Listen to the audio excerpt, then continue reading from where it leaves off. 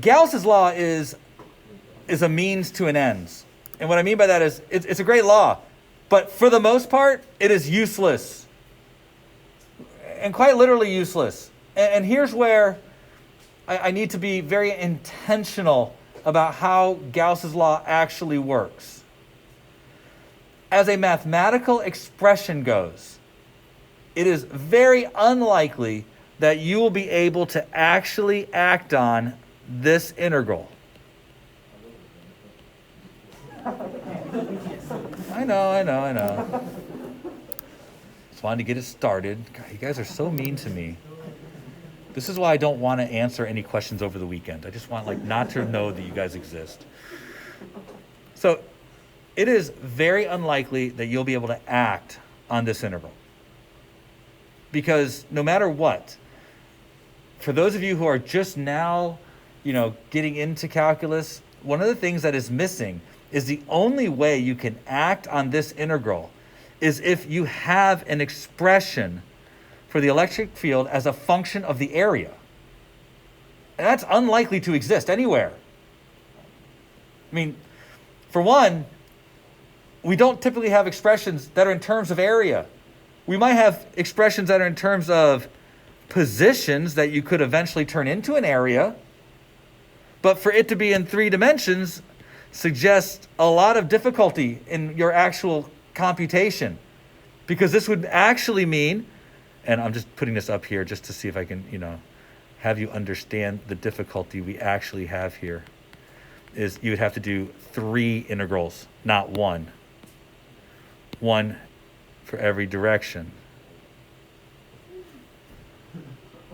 And since it's likely that these are all related, then you would actually have to do this as a simultaneous triple integral, which is actually a thing.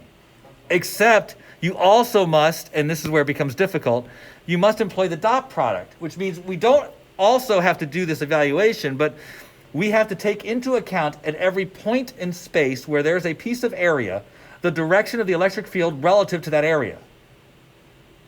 There's a whole new mathematics created just to do this, in figuring out this kind of vector field displacement in space. Which is why we can't.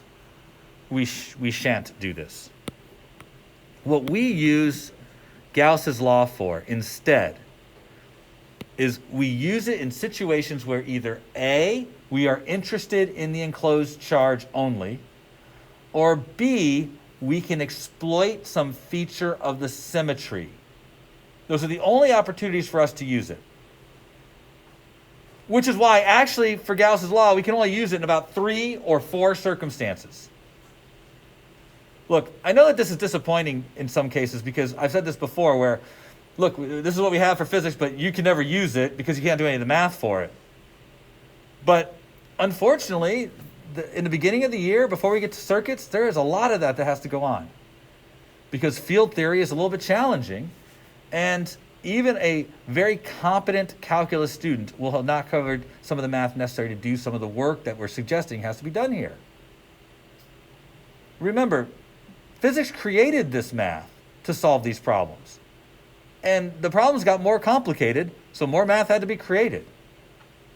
So when we talk about Gauss's law, we're really going to be talking about it in a very generic sense, as a means of solving some specific problems, but also to give us a qualitative understanding of what might be happening in the universe. So in order for me to convey this to you, I do want to look at 3 specific circumstances. And the very first circumstance I want to look at is the point charge circumstance. Because if nothing else, the point charge offers us kind of a symbolic representation of how to use Gauss's law. So we're going to have a single point charge in space labeled capital Q. Just a single point charge in space. I would like to use Gauss's law to determine the electric field from this point charge. Something to which we already know the answer. But the point here isn't about the answer. It's about to demonstrate how Gauss's law can be used to produce the answer. And this is because of three potentially more complicated circumstances. One, we can extrapolate this from a point charge to a solid sphere of charge, or for like a gaseous distribution of charge, something that actually exists in the universe, like a star or a nebula or a planet. So there is practical application there. Second, the point charge helps reinforce Coulomb's law. So to do this, I want to remind you of how we use Gauss's law. And what I'm doing here is I'm transitioning from what Gauss's law is actually about to a specific set of steps for how to use Gauss's law, which I guarantee you is on the exam. More importantly, this is the kind of problem I put on your first test, which I've already written, by the way. So the first thing you do in dealing with the Gauss's law problem is you attempt to find an area that exploits symmetry. Now, let me be very clear about what this is going to be. You're looking for a shape or a surface where the electric field is known or can be surmised by the shape. So on Friday, I talked about the fact that I would not wrap a cube around this, because a cube would have differing electric fields at every point on the surface of the cube. Instead, I would find something that has symmetry. And so you all likely surmise that probably the best surface to use would have been a sphere. And that's what we're going to use, a sphere. And we're going to be careful to try and place the sphere so that it's concentric with the charge. The reason is because that would suggest then that every point on the surface of this sphere is the same distance away from the charge.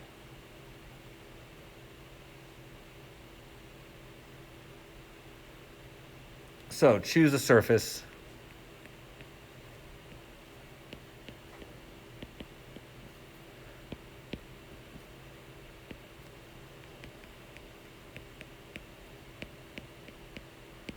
You can surmise the electric field. Now, I don't need to know what the electric field is. I just have to be able to surmise some properties of it. 2, once you've done that, you want to compute the flux. There are several things that we're going to try and do to compute the flux. And I want to remind you that the flux is made up of 3 equally weighted pieces of information. There is the size of the electric field at every point on the surface. There is the size of each individual piece of area that comprises the surface. And there's a computation to determine how much of the electric field is aligned with the surface for every piece of surface. Now, I can't write all of that on the paper. I'm hoping you are, and I'll say all 3 of those again. The first thing there's 3 parts to the flux. There is the size of the electric field. How much electric field is piercing the surface?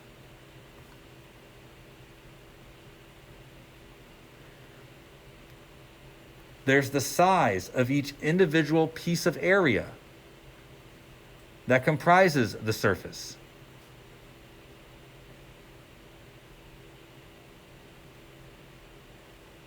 And then there's a final computation to tell us how much of the electric field is in the direction of the surface. Now, we're trying to dissolve the integral, is what we're really trying to do. We're trying to find a way to get rid of the integral. So we're trying to see if the symmetry we've chosen can help us with this. And here's part of that argument. By making the sphere concentric, I've purposely made sure that every piece of area is located the same distance away from the center. Now, the goal for this was to try and make it so that the electric field is likely the same at every point on the sphere. Is there any reason not to believe that? That the electric field is the same every point away from the central charge? So if we can state that the electric field is the same, it's a constant. Now you guys, this might be something that's a little beyond your experience, but when we did the antiderivative in mechanics, did you notice that constants just kind of don't do anything? They just stay there? It's the same in this class. Everything we're trying to do here is about creating the antiderivative. If E is a constant, then mathematically it can pass outside of the integral. Because what's left is for me to find the antiderivative of the area. However, I can't do that yet, technically, because I never dealt with direction, which is the next question you should ask before you pass that outside. And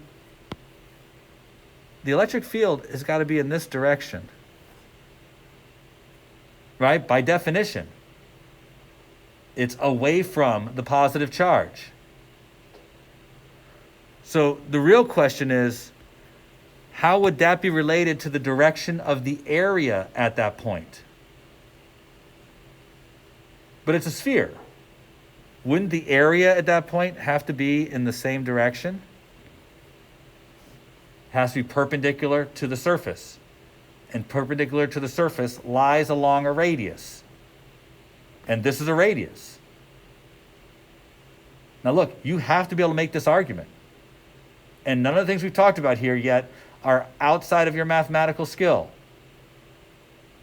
But you have to make this argument each time you're given a surface. So right now, what I've done is I've been able to take that dot product and turn it into a cosine of 0 degrees. Because I've demonstrated that the electric field is in the same direction as the area for every point on the sphere. And although I didn't say it that way, does it change if I go over to this point? Won't this radius now point in a new direction for that area, but won't the electric field also be in this direction? Can we use symmetry to state that that's true for every piece of area? And if we can, then we can turn the dot product into cosine 0 degrees,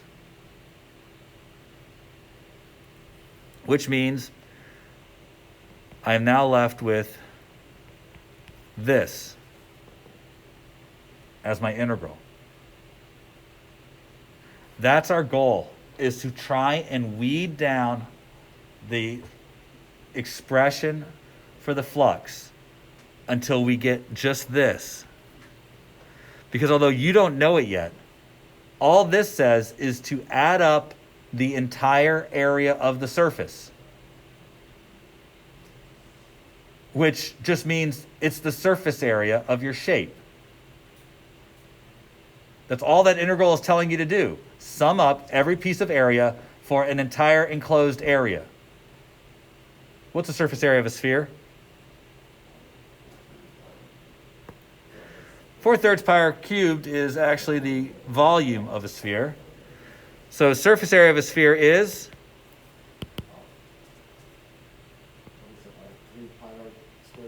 Oh, wow. So you're saying you don't know? Yeah. Okay. That's fine. That's fine.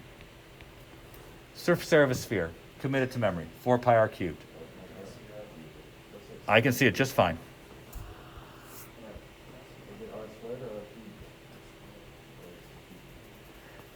Wow. So let me throw a few things out there since I'm hearing some confusion. First, it's an area, so it's always going to be squared. Cubed would be a volume. That's not an accident.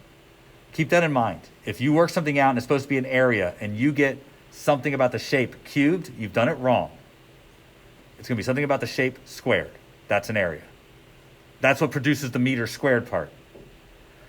Second, yeah, that is the equation for a surface area of a sphere, 4 pi r squared. All right? Can I go on? I need to, because we have now computed the flux portion,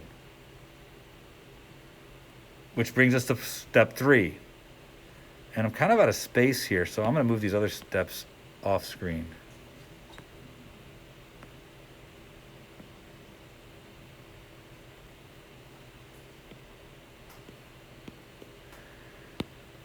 So, step 3 is to use Gauss's law. Q enclosed equals epsilon naught times the flux.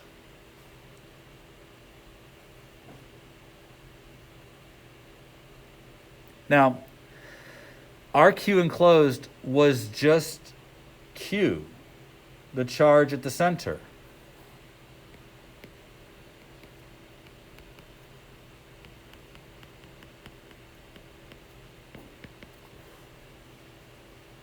If I'm hoping to use Gauss's law to figure out what the expression for the electric field is, then I just want to solve for E, the electric field.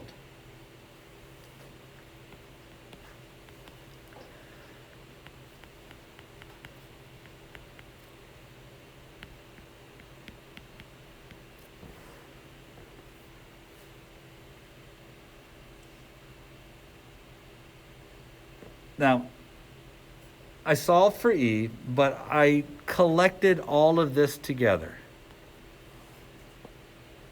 And I did so on purpose because everything that's there is a constant.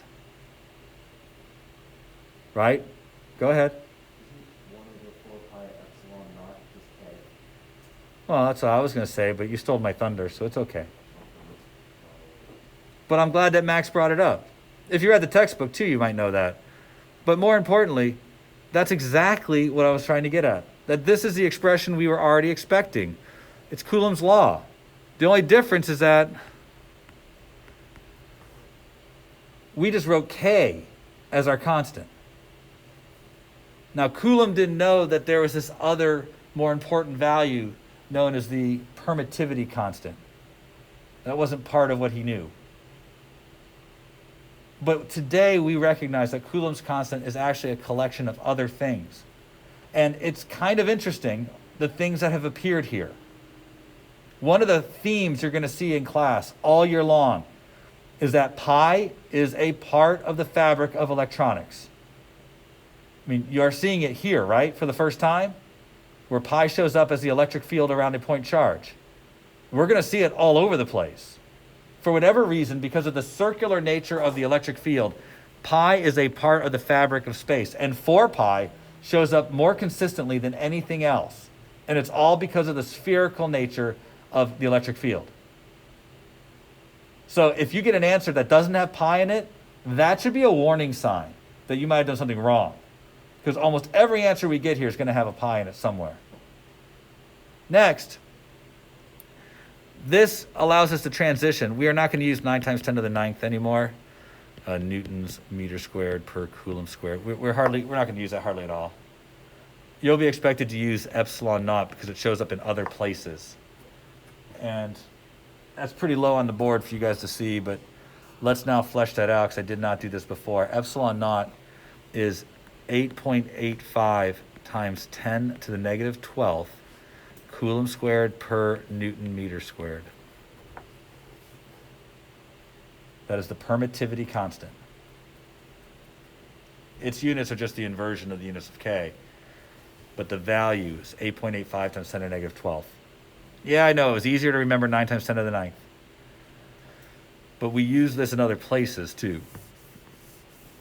Now, a problem known as the infinite line.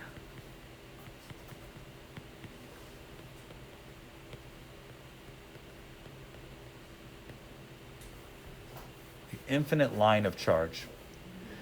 An infinite line of charge is exactly what it sounds like. It is an improbable circumstance, but it is an infinite line of charge. An infinite line of charge would not have an amount of charge. An infinite line of charge would simply have a charge density. So we're going to say that our infinite line of charge has charge density lambda, because that is the charge per unit length.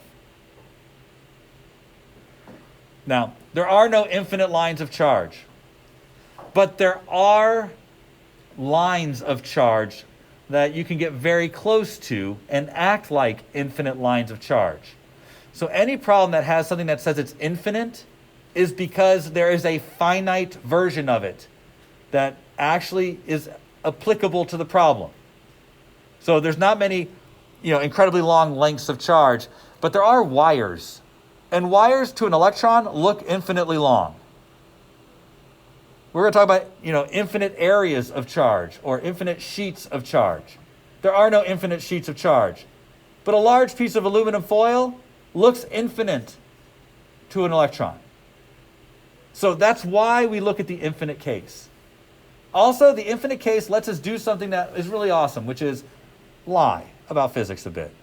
Ignore the edges of an object where things aren't tidy and neat. So, infinite line of charge. That's our next practice. Now, the thing about an infinite line of charge is, what do you think the electric field would look like around an infinite line of charge? First, looking at it the way I've drawn it here, can we all kind of agree that the electric field, at least in those two dimensions, must be kind of perpendicular to the line? Now, you did a bar of charge, and you know that when you got to the edge of the bar, it started to lean outwards, but there is no edge to this bar. So no matter where I am, wouldn't you agree the line of charge produces an electric field that is perpendicular to the line? Trying to make a reasonable argument, because this is what I need you to be able to do. Now, if I was to turn the bar on its edge so it's looking at me, of course that would mean it'd be going through me because it's infinite. Would you also be able to agree that the electric field would be kind of like that?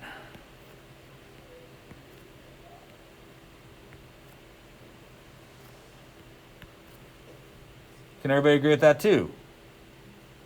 So that we have bits of that electric field coming out of the board, bits of it going into the board, because it's all around that line. I need us to have both of these concepts in mind.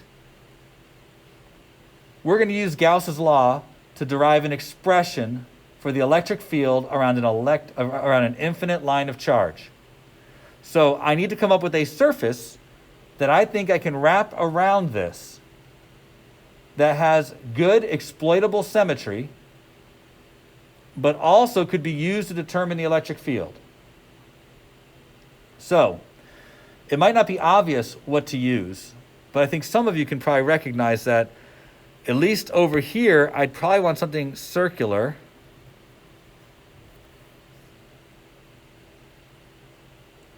But I can't make it infinite, because it has to be a finite shape. So when I'm thinking about it over here, I'm thinking perhaps a cylinder.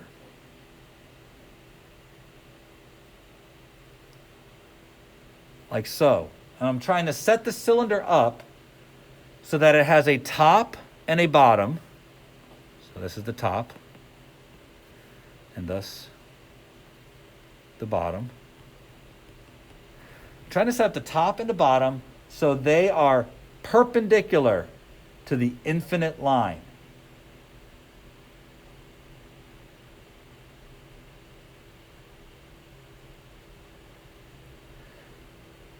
Gauss's law said I had to use a closed and bounded surface, but it didn't say it had to be smooth. So what I've really done is I've suggested that there are three surfaces that I can bring together that are a closed and bounded surface. There's the side of the can, and the top and the bottom of the can. Together, they form a bounded and closed surface. Questions at this point? So, I have a set of steps. I want to calculate the flux first.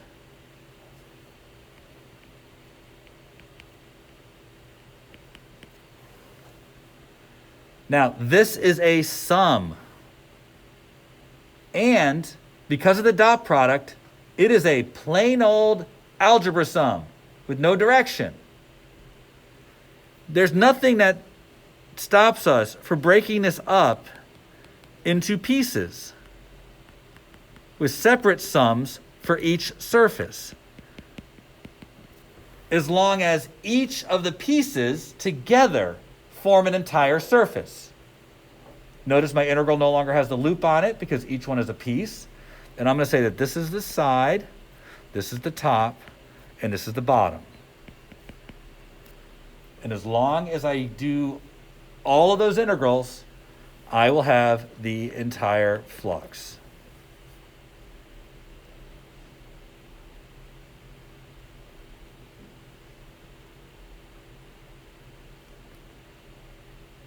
We good to go?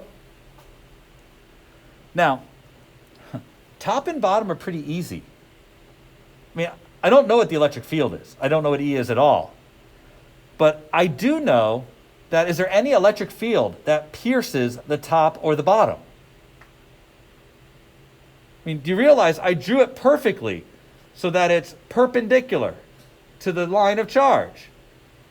So if I looked at the direction of the area here, that's dA for the top. And the electric field right there would have to be 90 degrees from the direction of the area. So what would the cosine have to be here? It'd be the cosine of what? 90 degrees, right? Regardless of the fact that the electric field is probably changing all along that length,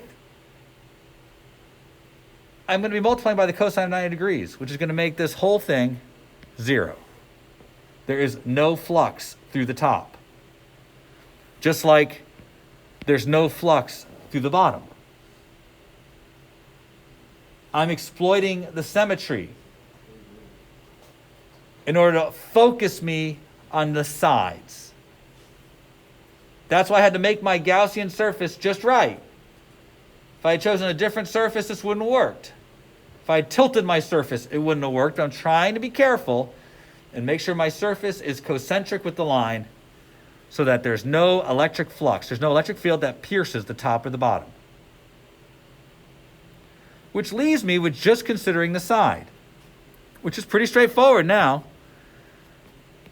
Because the side's going to have an electric field that is in this direction and an area that is in the same direction. And that would be true no matter where I look.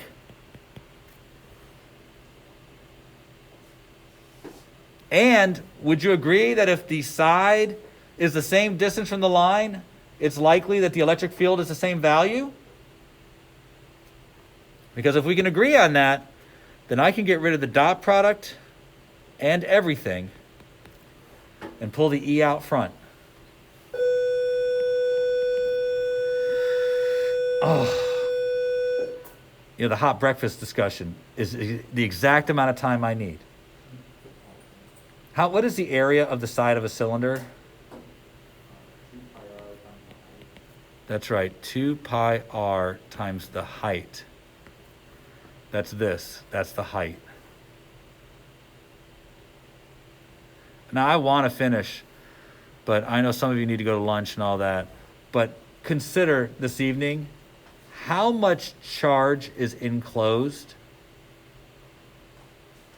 Like how much of the actual piece of charge is enclosed? Go ahead, Abigail.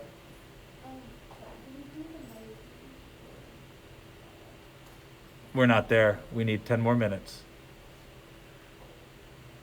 Well, think on that tonight, and we'll talk tomorrow. We had gotten to the point where we had finished calculating the flux, and we got this expression for the flux. So I want to start right here, but I'm afraid that your brain can't just jump right into where we were yesterday. So let me, I got nothing going on. I got no game today. Let me at least give you a few things to remind you where we left off. First, we wrapped a cylinder around this line of charge. We made the assumption that the cylinder of charge was set up in such a way that the electric field was not going through the top or the bottom, but was only going through the sides. We got a picture of it on its side over here to indicate that the electric field was going straight through the sides in the same direction as the area. We broke up our area into three pieces: the sides, the top, and the bottom, and then talked specifically about how much flux went through each, clearly indicating there was no electric field piercing the top and the bottom, so we could set those equal to 0, leaving us just the side to deal with. We made the important assumption. If this is a true assumption or not, it makes sense, but we are assuming that the electric field was a constant. So anywhere along the outside edge, because it was equal distance away from the center of the line of charge. It just seemed to make rational sense. If that distance was the same, then the electric field would be the same value everywhere around that surface. Now, I'm saying all these things hoping you already know them because you wrote them down. If we can't make those generalizations, we can't use Gauss's law without at least having some more information about the size of this electric field. So you have to be able to state that the electric field is something that you can either pull out of the integral because you think it's constant the whole time, or you have an expression for what that electric field is going to be. It'll have to be given to you, or you have some knowledge about the electric field.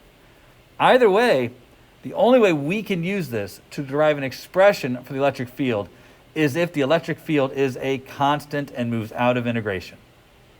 That way we can solve for it in this relationship. So that's what we've done here.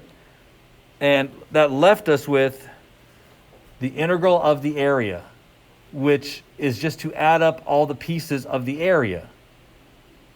And although I don't, for the moment, believe you guys really fully understand what an integral is, you don't need to for this. It's a summation. dA is all the pieces of area, and the summation integral means to add up all the pieces of area. So when we do that, we got the area of the outside can, which is just 2 pi r, the circumference, times its height. And that's where we left off from yesterday. Continue from there. Because the next part of using Gauss's law is to actually use Gauss's law, which means to set this equal to how much charge is enclosed.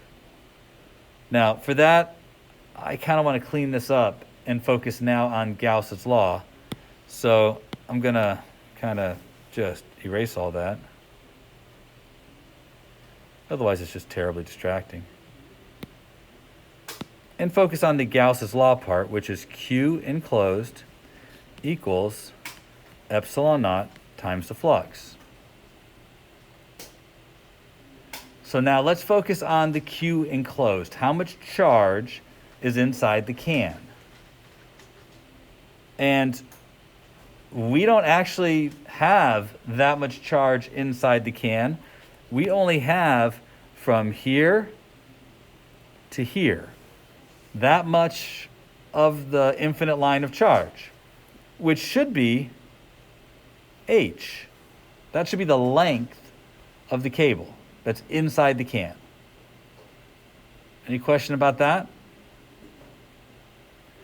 Which suggests then that Q enclosed will be H times lambda. Lambda is the charge per unit length of the cable.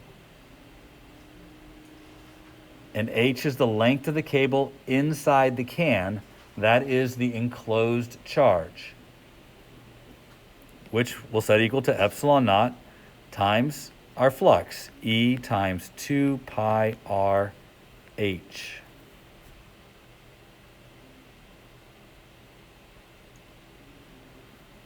The first thing that should be quite evident is the h cancels out. That's critical. We want our answer to be in terms of fundamental constants, not the size of our Gaussian surface. We do have something left that represents the size of our Gaussian surface, and that's r. But it's important to understand what r will actually represent here when we do a little bit of algebra and solve for E. We'll get 1 over 2 pi epsilon naught times lambda over r.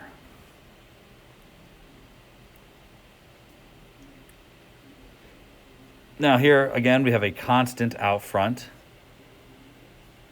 a constant that's twice as big as k.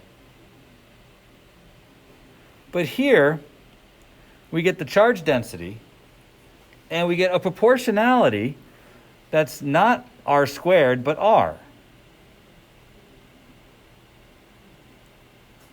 This isn't accidental. The electric field around an infinite line of charge is bigger than the electric field around a point charge, and decays is 1 over the distance away. That's the r here.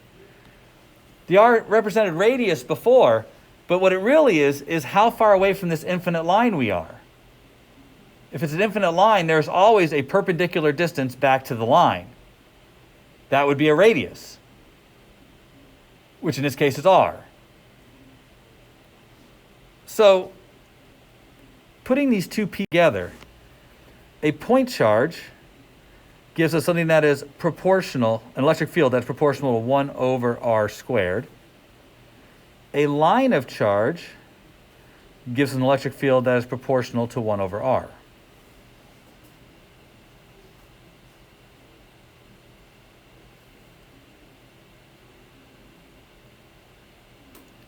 Well, we're getting ready to do a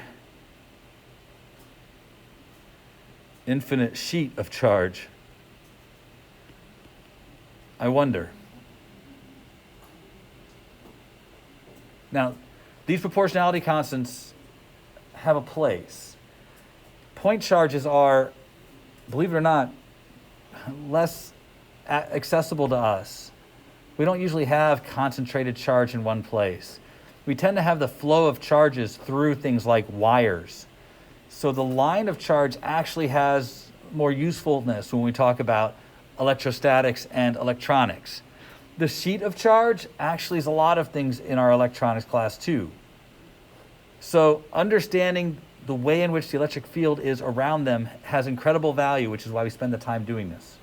But ultimately, I want this chart. And it's one of these charts that you will want to commit to memory. The problem is going to ask about one of them, maybe all three of them. Our job is to make sure that we are aware of the way in which these different things change the nature of the electric field. So I'm going to stop there for just a minute. So when we look at the three of these, it's got no distance dependence. If you have an infinite sheet of charge, it presents a uniform electric field. That means a uniform parallel electric field lines. Now, yeah, I know what you're saying, but it's an infinite sheet. How many infinite sheets are there in nature? Compared to the size of an electron, there's a lot of them. You don't need to have a very big sheet for it to be infinite to an electron. So if you're trying to create a way of pushing particles around, the infinite sheet problem actually tells you that large sheets of charge produce very uniform electric fields. This is how we push around charges. Not to mention it forms the basis for the first speaker systems that were ever made. You guys who like listening to music at all through speakers, today's speakers use magnetic fields, but there's plenty of electrostatic speakers still in production around there. The thing about an electrostatic speaker is that it just uses a sheet of charge and pushes the entire sheet around using a field. So there's no magnet involved. But more importantly, these are the basic three shapes.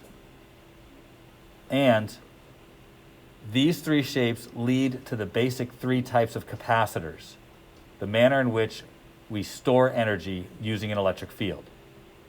So you need to have a note card someplace from now on that contains on it a couple of important details. These three results are important details. The first one is not particularly interesting. Like I've told you, you should know it because we see it all the time. It is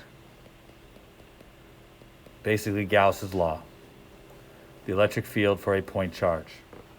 We're going to find it's also the electric field for a spherical charge. So keep in mind, point or sphere. And then we have the electric field for an infinite line of charge.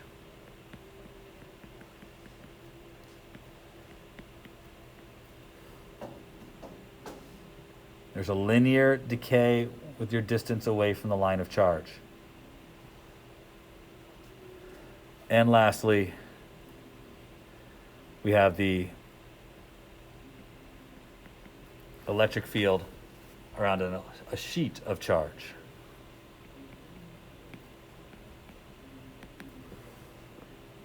Please pay attention to this too.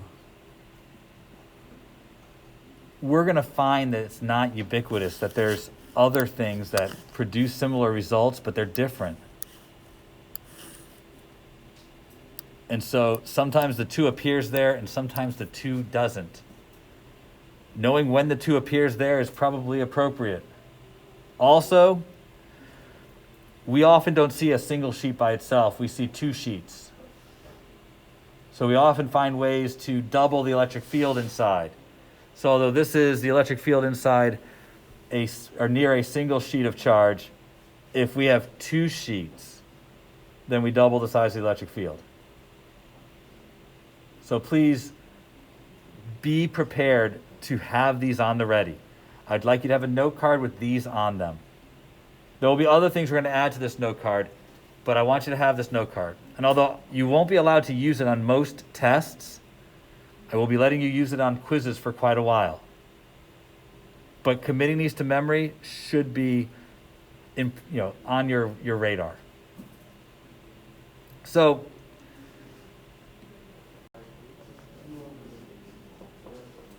this is really not that hard.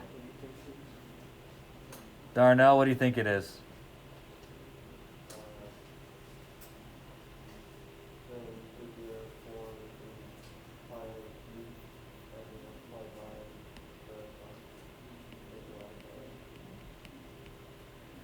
I think I heard you. Is that what you said? Oh, good. Well, now it's a happy accident because that's right. That's all I asked for. Charge density. Charge divided by volume. Volume of a sphere is 4/3 pi r cubed. That's what we got. Spherical charge. I'm going to ask you a different question. And this one might be harder because, you're students and you're still learning. So if I had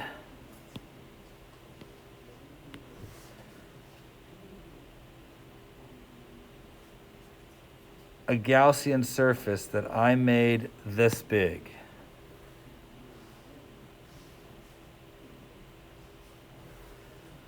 can you come up with an expression for the Q enclosed?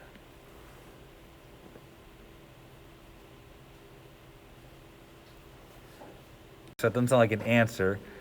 The charge density times what? The part of the volume, like 4/3 pi r cubed? Because because right here, this would be considered the volume, right? Everything that's in here. So we could use that expression. But that's not good enough. Because you could do more with this, right? Can't you plug in the charge density? That's what I would like you to do. Because then you get something that's a little bit easier to deal with.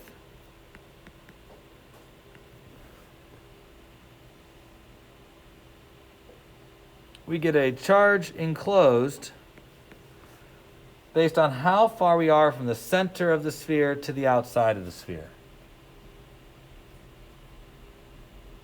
All right. I'd like to use this Gaussian surface to determine the electric field inside this charge distribution.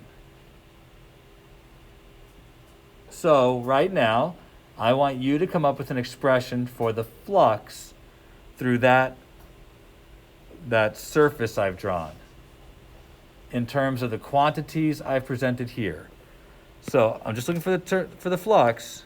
So all you gotta do is give me the flux thing. So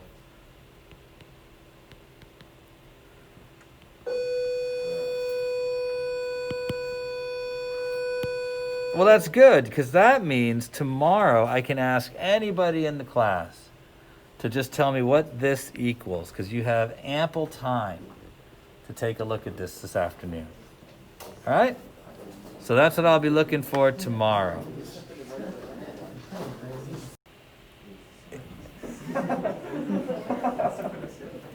It was to prove to you that when I'm doing Gauss's law here inside this charged sphere, I don't have to worry about anything on the outside of my Gaussian surface, because that all contributes to an electric field of 0.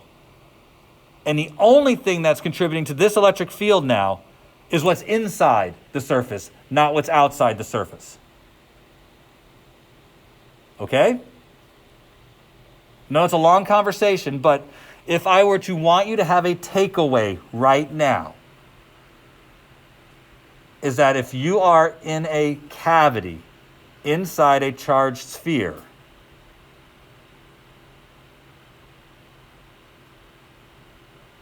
the electric field inside that cavity by Gauss's law is 0.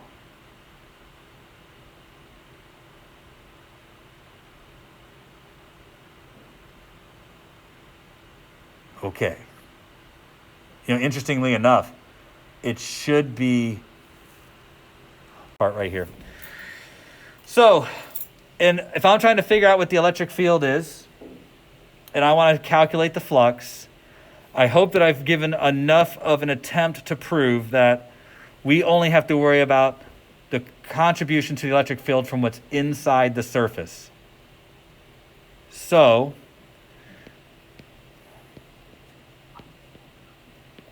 Calvo is joining us. Hey, Calvo. Glad you're here. Shh, don't tell anybody you're here. So let's try this out. All that argument was to be able to make the attempt that all I have to worry about is what's inside the sphere. Do I really have to go through the whole thing now to prove that the electric field is likely constant everywhere inside that sphere, everywhere on the surface of this sphere? Can we all agree that that's got to be true, just due to symmetry? And that it's in the same direction as the area everywhere on that sphere, so that I can just bring this out front and be left with this without having to argue too much about it? You notice how we do this every single time. That's not accidental. We design it this way. We make choices about our Gaussian surface that let us do this. And this is so that I can reduce this down to something manageable. This will be our flux. So I already have my Q enclosed. Now I have my flux. All I have to do is put this together. So I'm kind of out of space, but I think I can kind of fit it in here. That way when we're done, this is going to look like a fever dream. So Q enclosed equals some constant times our flux. So big Q, R cubed over R cubed, equals epsilon naught E 4 pi R squared. I know, alphabet soup. Yeah, go ahead, Damien. So, flux always be in terms of area, like another flux in terms of volume. Flux will always be in terms of an area, right? Yeah, the right side will always be because it's always an integral across the area. Now, let me go back to that. Electric flux will always be in terms of an area. Magnetic flux, I think so too, but we're a long way from there. I was just trying to do it in my head. I didn't want to. There are other kinds of flux. I hate to send you off thinking that everything's always the same when there might be something that would hit you that's not. Okay, so can we get? I want to get to the conclusion now, because there's a neat conclusion in here. I know it doesn't look like it's neat, but oh, geez, I'm sorry, you guys are going nowhere. We're doing this. E equals, and look, r squared cancels with two of those r's, and I'm left with q r over r cubed 4 pi epsilon naught. I want to do a little bit of rearrangement to make this neater. And I'm going to have q r over r cubed and 1 over 4 pi epsilon naught here. Now, if you look close, r cubed is a constant. It's the size of the whole sphere. Which means that the electric field is linear in strength. It's proportional to r. At the center of the sphere, it's 0, just like we would expect. And it's linear until we get to the edge.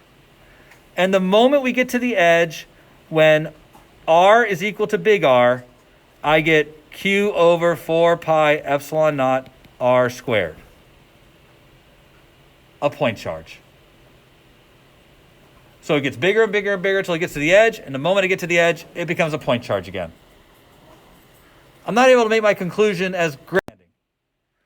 So let's say for a moment I have a sphere of uniform charge density. But let's also say that there's a hole in the center of that sphere. So inside of it, that doesn't look centered. Is that center? Close enough? Can you just say yes or no? Sure. Oh, that helps. Thanks. You're swell. So basically, I have a shell of charge Q with the hole missing in the center. Now, I want to use Gauss's law to figure out what the electric field is, say, on a Gaussian surface inside there. So I'm talking about a distance little r from the center.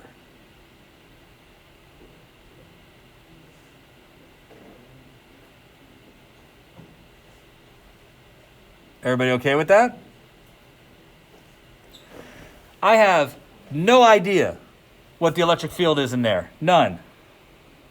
Wow, I blew up this part of it, but I was hoping to blow up the whole thing so the little thing inside would get bigger, and no. I got denied. Oh, now I just blew up just the hole. So, thank you, iPad program. You are definitely my friend. Let's look at this for just a moment. At this point on the surface, right here, don't really know what the electric field is, whether it's in or out. But I do bet that whatever the electric field there is symmetrical, and therefore the electric field here is the same. Wouldn't you agree? And the electric field here is the same. I don't know whether the electric field is going in or out, though. But, and let's follow along with this, I know the area is always going to be going out for all of these points. So I do know that the electric field could be going in or it could be going out, but it's either all of them electric fields going in or it's all of them, electric field is coming out. Agreed? And for all of them, the electric field would be the same size there. Is that also okay? Now, here's where you have to pay very close attention. If I was to consider Gauss's law for this, the Q enclosed is 0. There is no enclosed charge. Right? By definition, we drew a surface that has no charge inside of it. I don't know what the flux is. I do know that this will tell me the flux. But I know that this is either going to be the cosine of 0 or the cosine of 180. It doesn't matter which one of these we choose. So let's just pick for a moment that it's either going to be a 1 or a negative 1. And all that's going to tell us is if the flux is in or if the flux is out. Okay so far? Everybody following me so far? So pick one. We could do both if you want. It's either going to be negative or it's going to be positive. And notice all I did was get rid of the dot product. Still okay? So I'm just going to make this easy, because it's not going to matter in the end, I'll stay with the negative one, since that's what I've drawn. Going one step further, we all agreed the electric field was the same everywhere around the outside of that surface, so it's a constant. I can pull it out of the integral, which leaves me now with an integral where all I need to do is put in the surface area of a sphere.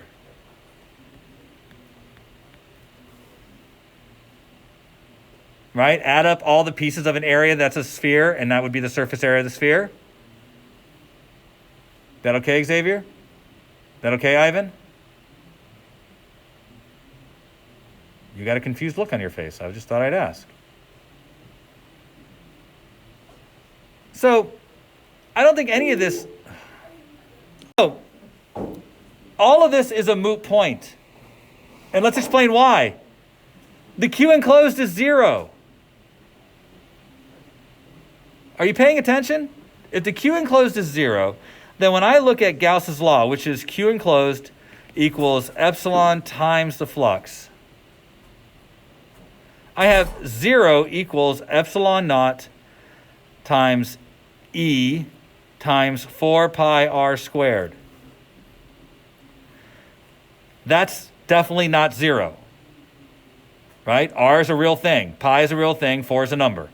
This is certainly not 0, which means the electric field inside there must be 0.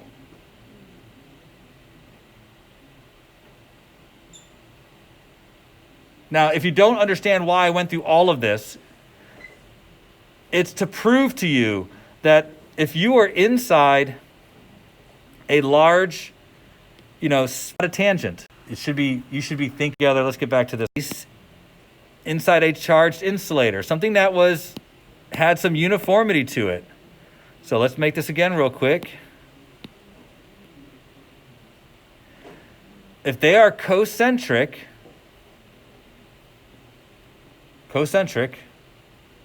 there. If they are concentric, then everything in here has an electric field of 0. That space is protected from the charge around the outside, by the way.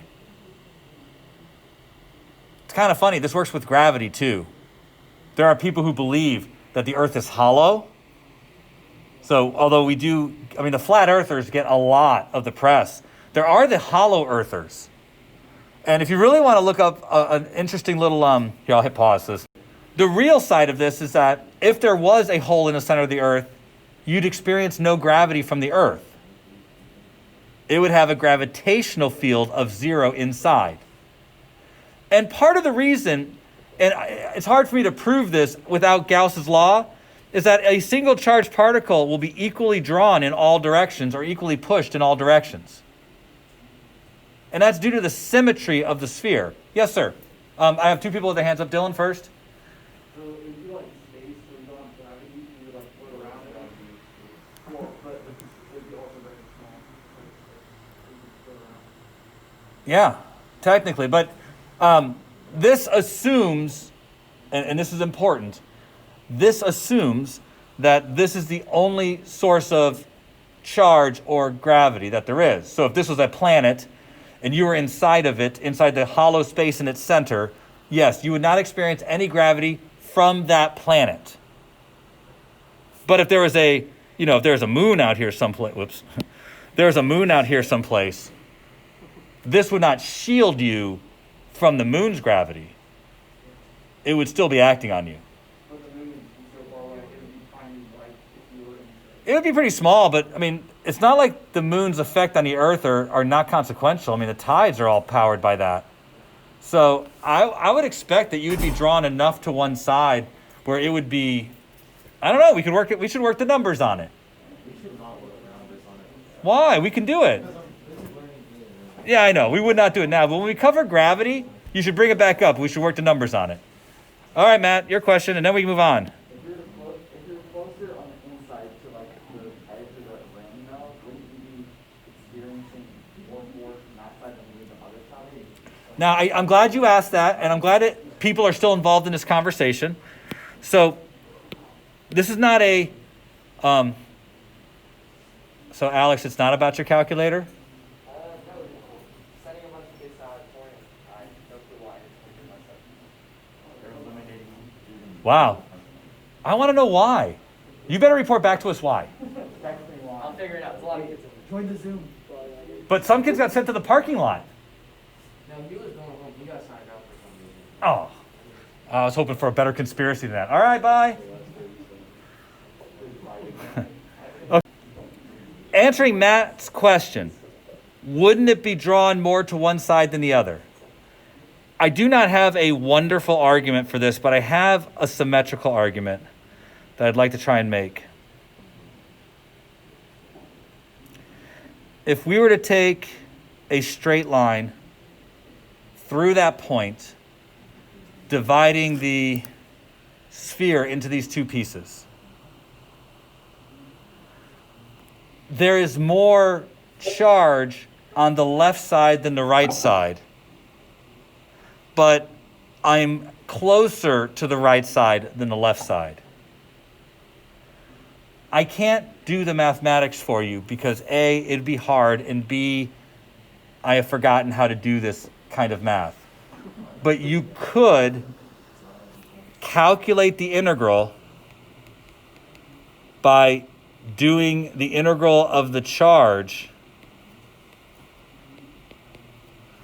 through the whole sphere, piece by piece. I've just forgotten how to set this integral up and actually execute it. But there was a time that I could, and it will work out to zero. You have to break this whole thing up into a lot of cubes,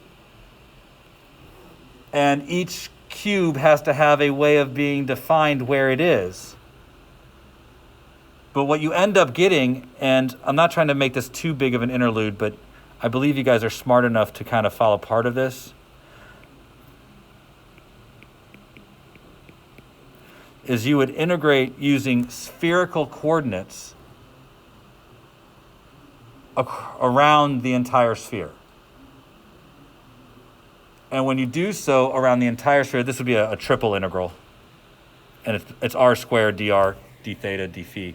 If you do this full integral, it does work out to be zero, which is just kind of amazing. But I've lost the ability to do that because I don't practice it. I'm just hoping that my symmetrical line here that I've drawn at least gives you kind of a graphical feel for why it's this way.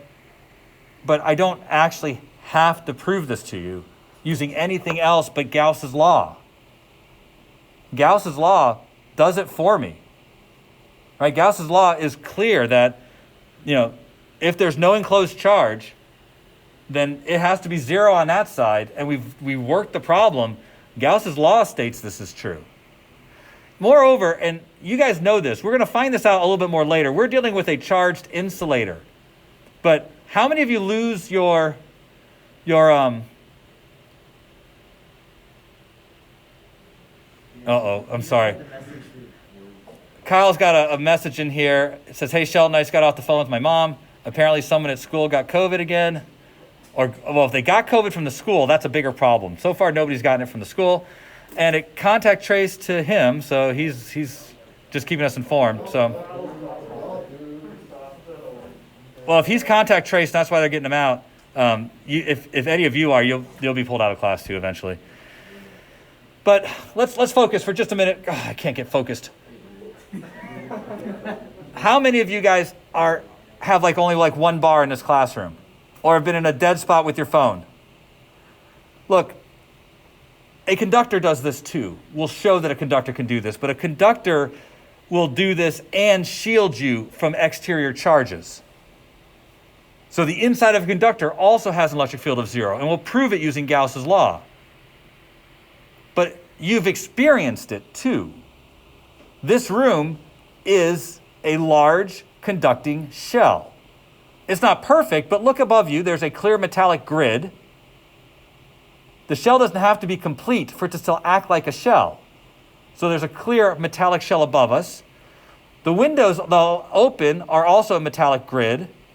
And all of the walls are reinforced with rebar, which is another metallic grid. This room is one big metallic cage. You get a little bit of signal in, and that's because it's not a perfectly closed surface.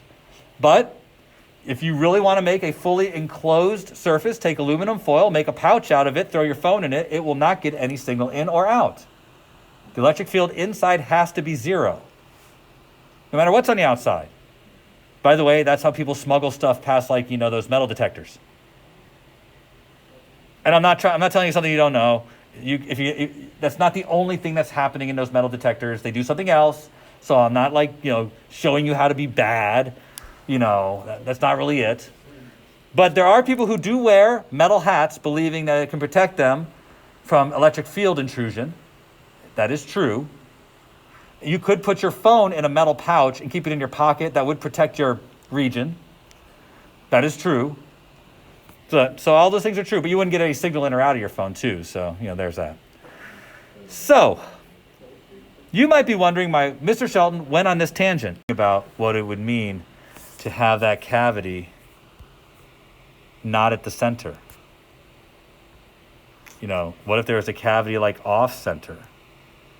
I don't know where. I'm just throwing it out there that perhaps you could have an off center cavity. Say over here. If you drew a Gaussian surface in there, would it enclose any charge? I don't think it would.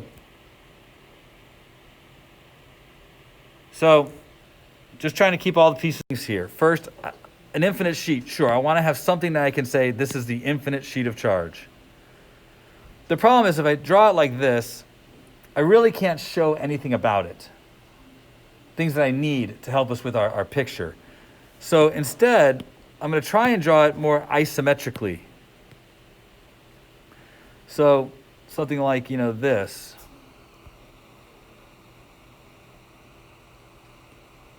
But it's an infinite sheet. So it goes infinitely in all directions. This is not obviously going to be that. But it's a part of the sheet of charge. And I realize I'm kind of in the way, so screw that. We don't need my picture. No one needs to see me anyways. There we go. Infinite sheet of charge. Now, off to the side, I would like to have us kind of looking down the sheet. So this is we are sitting on the sheet. This is a side view. Everybody okay with that? All right, I need a shape that I can use here that's going to exploit the symmetry. Can we begin to kind of conceptualize what the electric field might look like coming off of an infinite sheet? I mean, the side view, is there anybody who would be surprised to think that the electric field probably is parallel coming off the sheet, both directions?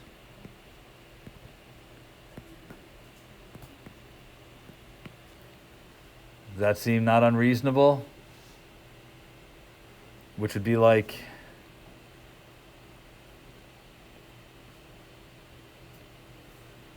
can't really draw the other direction, but you can imagine it. Does that seem like what we'd expect? It goes in all directions, so I'd get no edge effects.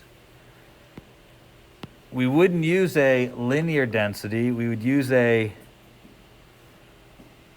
areal density, which is a charge per unit area.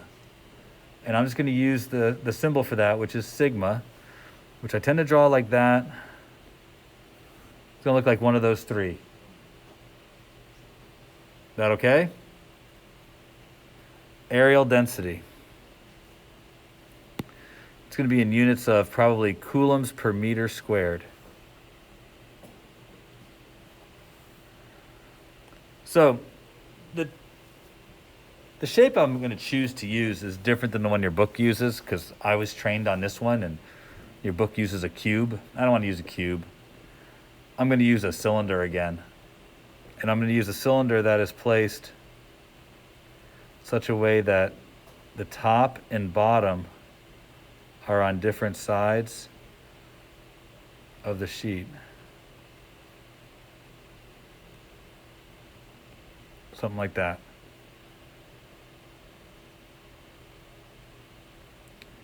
So if I was to draw it over here,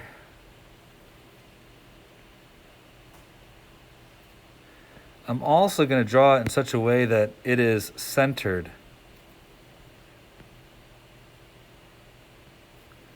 So that this distance is h. I know I could put h over 2, but I'm just going to put h, okay? That means the top is a distance h away from the sheet, and the bottom is a distance h away from the sheet.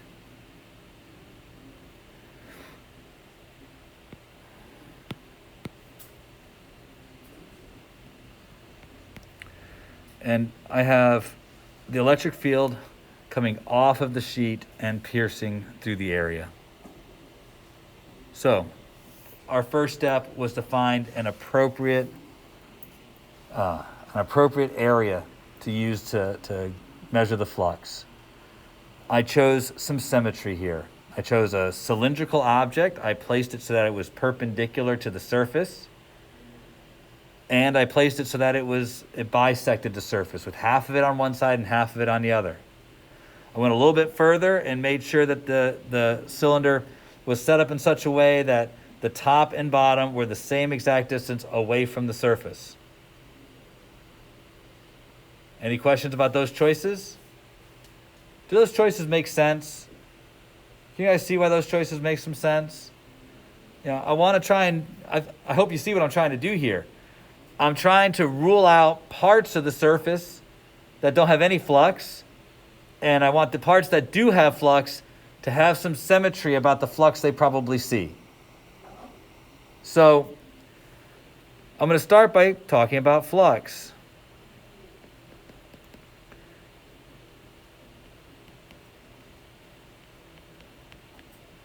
And I have to now think about all three pieces of this. The electric field piece, the dot product piece, and the area piece. I hope you see that I've really broken this up into three surfaces. There's E dot dA for the top, plus E dot dA for the bottom, plus E dot dA for the sides. Three surfaces that will be summed together to give me the whole surface. Which one of those is likely 0? Yeah, the sides for sure. So that's our 0. Now let's deal with each piece of this. First, I chose the top to be the same, an equidistance away from the sheet, so that a piece here and a piece here are all the same distance away from the sheet. Is it likely that the electric field is the same value everywhere on the top? It can't pass through the integral yet unless I deal with the dot product. Do you see that the top and the electric field are aligned in the same direction? Okay, I did so on purpose so that my cosine could be 0. So for the top, I think I can write this as E integral dA for the top.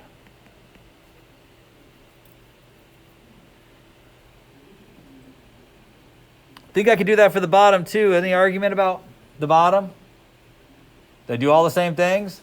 I mean, I know that the electric field goes in the opposite direction on the bottom, but it's still coming out from the middle of the volume. So isn't the electric field and dA lined up again? So I still get to say, and there's no negative sign because they still go in the same direction. Good so far? So can I write this as E times pi r squared, where r squared is the radius of my cylinder, plus E times pi r squared, where r squared is the radius of my cylinder? And that's going to be 2 pi r squared times E is the electric flux. All of that, that's what I get for the electric flux. Any questions? What do you think the enclosed charge is going to be?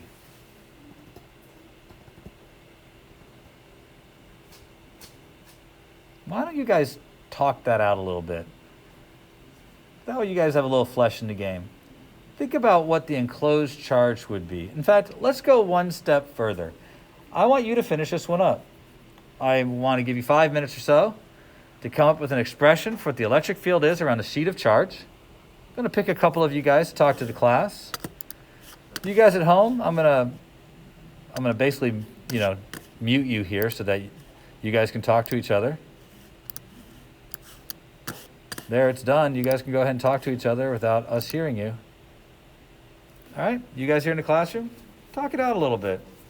I want E equals.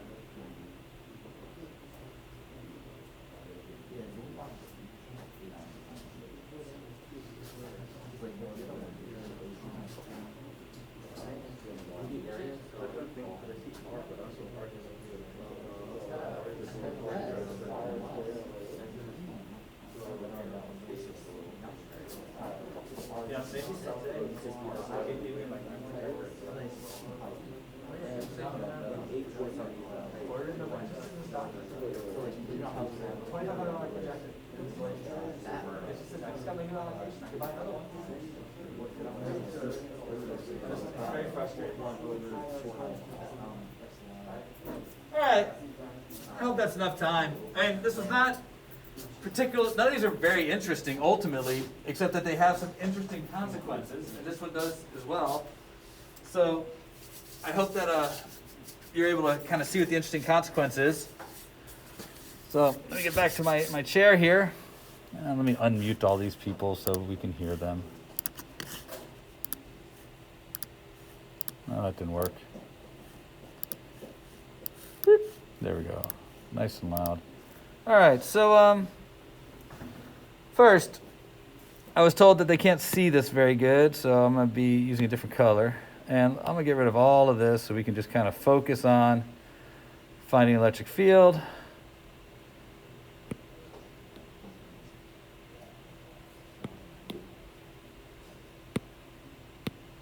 So we were left with the flux equaled 2 pi r squared E. That's where we left off. So can somebody tell me what to do next?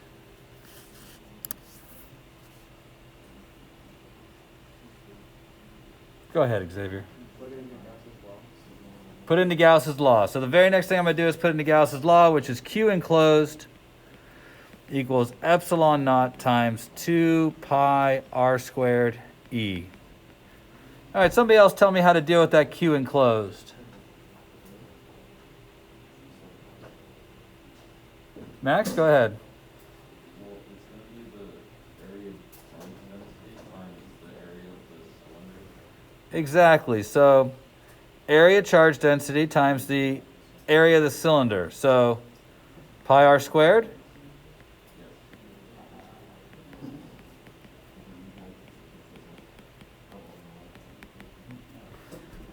So something cancels out here, right? Everybody can see that pretty clearly? So cancel out that pi r squared. And I'm left with E equals sigma over 2 epsilon naught. Somebody tell me why this is weird. What's that?